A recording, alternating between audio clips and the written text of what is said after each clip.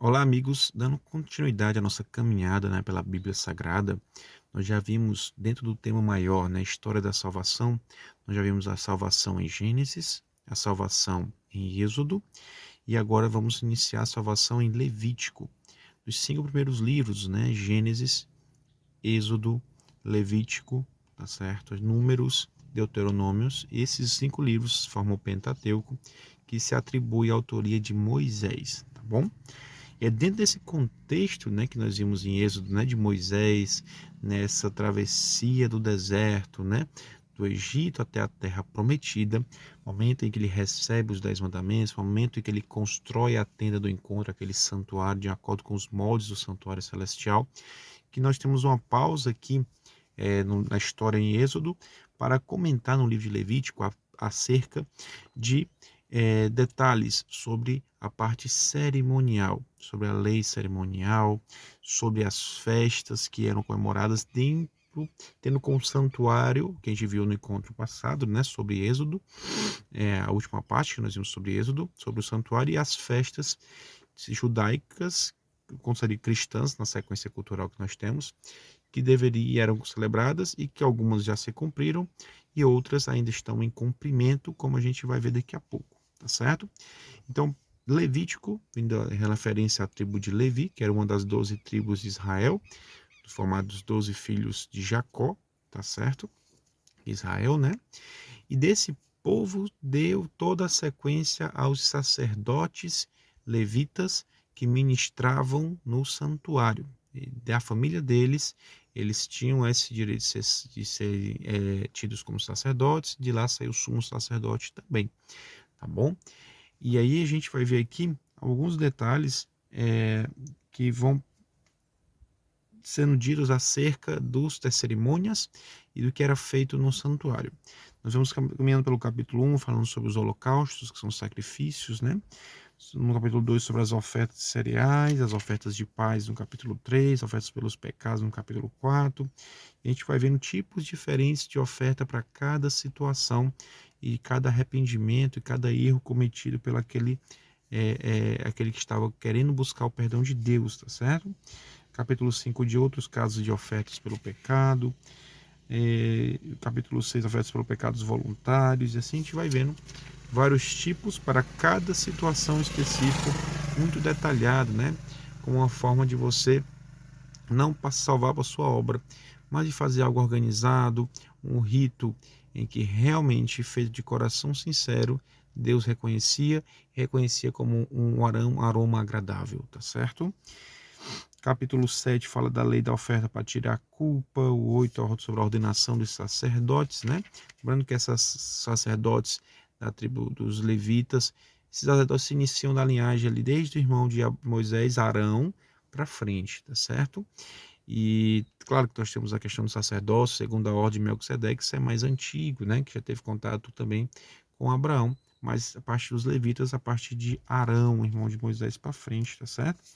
Capítulo 9 fala sobre o início do ministério dos sacerdotes, E a gente vai caminhando até chegar no capítulo 11, que é um dos que causa mais polêmica entre os cristãos, que não deve ser motivo de a gente entrar em discórdias, em grandes discussões, em julgar um ao outro, tá certo? Por conta disso.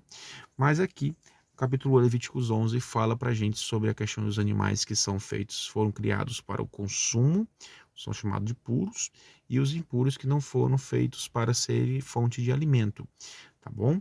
E isso não vem agora só depois de Moisés, só com os levitas, só aqui em Levítico, não, tá certo? Se você pegar Gênesis 7 lá no começo, antes do dilúvio, Gênesis 7, ao montar a questão da arca e os animais que iam ser separados, Noé separa 7 casais de animais puros e apenas um de impuro.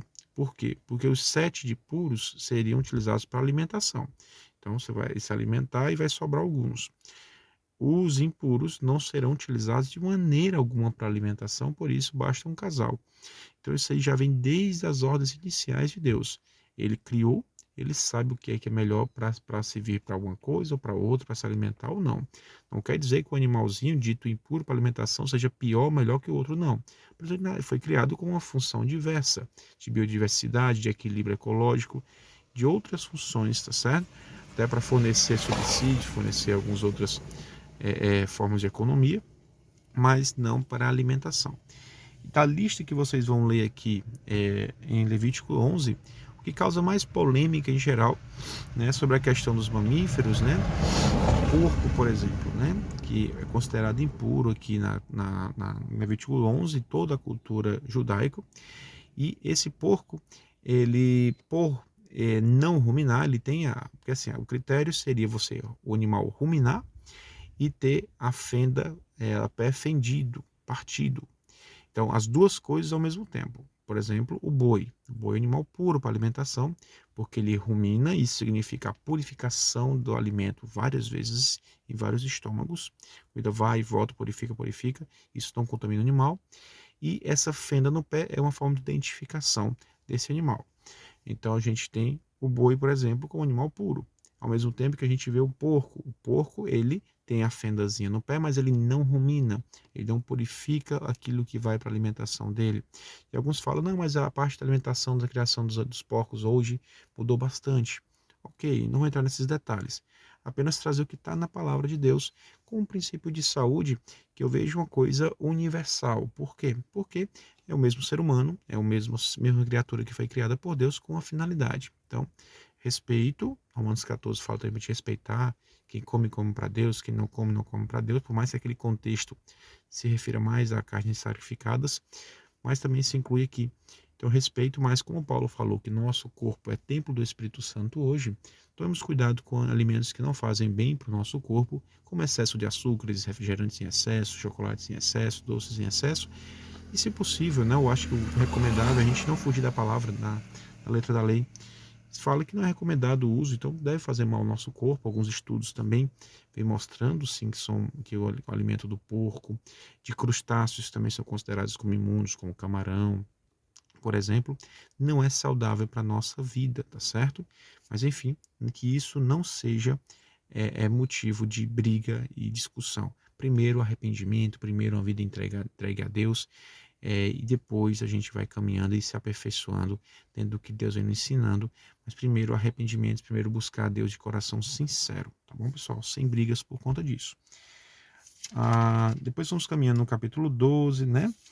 Falando das purificações, depois do parto, detalhes até da questão do parto, procedimentos quanto à lepra, que era o isolamento de pessoas com lepra, com hanseníase nas peles, as úlceras, furuncos, calvície, eczemas, como tudo isso, mofo, como tudo isso naquela localidade, naquela pequena comunidade ali, era organizada, como aquilo era tratado para não virar uma epidemia global que eliminasse toda aquela população. Então sempre, olha esse raciocínio, cuidado de Deus. Deus, ele tinha a lei perfeita dele e desdobramentos que Moisés foi recebendo de Deus, civis e locais para aquele tempo, para aquele local também, de como agir. Por exemplo, quando você vai fazer suas necessidades fisiológicas, como fazer, quando a mulher está menstruada, o que fazer. Isso, naquela época, era de um jeito, hoje é de outro jeito, mas tudo com bom senso. E para prevenir que aquela população se mantivesse sadia e não fosse eliminada. Porque, entendam, se aquele grupo de pessoas que andava com Moisés fosse eliminado, acabou-se a história da salvação. A mensagem seria perdida para chegar até os dias de hoje, onde nós estamos. Então, por isso aquele rigor muito grande e formas de até punição mais severas. Você vai ver aqui no livro de Levíticos várias penalidades importantes, até com a própria vida, para situações de pecados que você se buscar. Pelo amor de Deus, como esse Deus ele é injusto, como ele é opressor, não, é o mesmo Deus, é o mesmo Cristo que viria e se encarnaria, tá bom? Mas aquela população, aquele pequeno grupo seria a referência como povo escolhido de Deus, liberto de Deus, que viu milagres de Deus, que viu o mar se abrir, que estava ali vendo Deus e Moisés andando face a face. Então, a quem muito é dado, muito será cobrado, tá certo? Então, Deus tinha um rigor, algumas penalidades que ele permitia que Moisés aplicasse naquele momento. Nunca foi vontade de Deus penalidades, nunca foi vontade de Deus punição, morte. Isso veio com o pecado, de acordo com a dureza do nosso coração.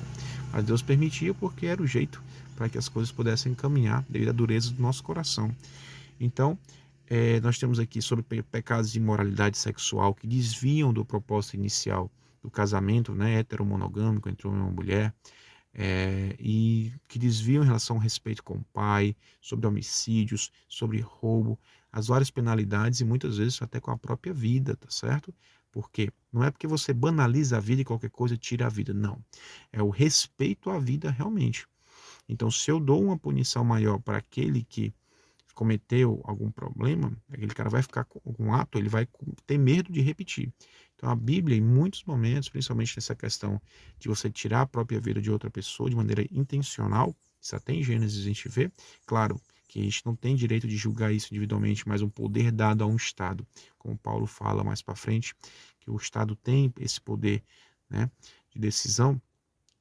Isso é uma forma de valorização e não banalização da vida das pessoas. Eu não vou entrar nesse detalhe de pena de morte, tá certo? Mas pense nisso, a questão de realmente você não ter punições, praticamente nada, ser impune, isso vai coibir a pessoa a repetir aquele ato. É isso que a gente vive, um mundo de impunidades, né? Então, quem tiver dúvidas sobre essa questão de pena de morte, essas coisas eu posso falar no privado também, tanto no Instagram como no WhatsApp. Então, não é o foco aqui no nosso estudo. E aí nós chegamos, de maneira rápida, pessoal, ao capítulo 16, que fala um pouco do dia da expiação. E eu quero que vocês foquem mesmo no capítulo 23, na sequência de festas que vão vir, as 7 festas judaicas, que fazem referência a toda a história do povo de Deus. Primeira festa da Páscoa, que eles celebravam a libertação do Egito, e hoje nós celebramos a Santa Ceia de Cristo. As festas depois dos pães ázimos, que eram feitas referente a Jesus, o pão da vida, pão ázimo sem fermento, Deus, pão sem pecado. Depois, a festa das primícias, das primeiras colheitas. As primeiras colheitas, as melhores, eram dadas a Deus, como dar o seu melhor para Deus. Como Jesus foi ofertado como o melhor, o primogênito, né? Nós temos que ofertar o melhor da nossa vida a Deus. E encerra-se assim as festas chamadas da primavera, com a parte dos Pentecostes, ou festa das semanas, que é 50 dias depois também é celebrada essa festa. Depois nós vamos ter as festas do outono. Essas festas do outono, todas essas 4 festas iniciais foram cumpridas. A gente viu tudo isso. Em Pentecostes também foi cumprido em Atos 2, né? Tinha um significado na época dos judeus, na histórica, e depois se cumpriu em Pentecostes. Mas nós vivemos agora o período da festa da expiação, ou Yom Kippur, da purificação do santuário, que é aquela festa que eu falei para vocês no vídeo passado, que uma vez por ano, nós tínhamos, antes da festa da expiação, nós tínhamos a festa das trombetas, que era o anúncio, né? O anúncio que era o anúncio do juízo, né? Festa das trombetas. As trombetas já estão tocando, Apocalipse falando sobre isso, as 7 trombetas. E esse juízo seria iniciado com a festa seguinte, a sexta festa, a festa da expiação, o Yom Kippur, ou da purificação, que uma vez por ano o sumo sacerdote, não o sacerdote, teria direito de ir até o Santo dos Santos, onde ficava a Arca da Aliança, e lá ele fazia todo o ritual de purificação, utilizando-se do bode para Deus, né? E pondo para fora, para o deserto, o bode para Azazel, que era o bode do inimigo, o bode do demônio, né, do Satanás, para poder, em todo esse processo, finalizar e eliminar todos os registros de pecados diários que estavam ali sendo levados àquele santuário. Isso representava toda a história da humanidade em um ano, tá bom? E essa festa da expiação, que já está acontecendo, que Deus já está fazendo um juízo, julgando os mortos, e vai vir para julgar os vivos e os mortos de maneira final, essa purificação está acontecendo também no santuário celestial, como a gente vai ver isso em Hebreus, vai finalizar com as festas das tendas, ou dos tabernáculos, quando Deus virá, Jesus voltará, Deus virá com todos os seus anjos e tabernacular entre nós, ou seja, vai habitar entre nós, assim como Cristo fez carne e habitou entre nós, assim como essa tenda do encontro de Moisés, de maneira definitiva, na Nova Jerusalém, que virá para essa terra, Deus habitará eternamente conosco, que é essa festa dos tabernáculos. Então, a festa das trombetas está se cumprindo, a expiação está se cumprindo, e a festa dos tabernáculos, com a volta de Cristo, vai se cumprir plenamente. Então era isso, pessoal, que eu queria trazer para vocês hoje. Mais dúvidas eu estou à disposição, tá certo? Os capítulos vão caminhando até o 27, falando sobre leis civis, leis principalmente localizadas para aquela época também, mas que traz boas lições para a gente para os dias de hoje. Um forte abraço, pessoal. Deus abençoe a todos. Amém.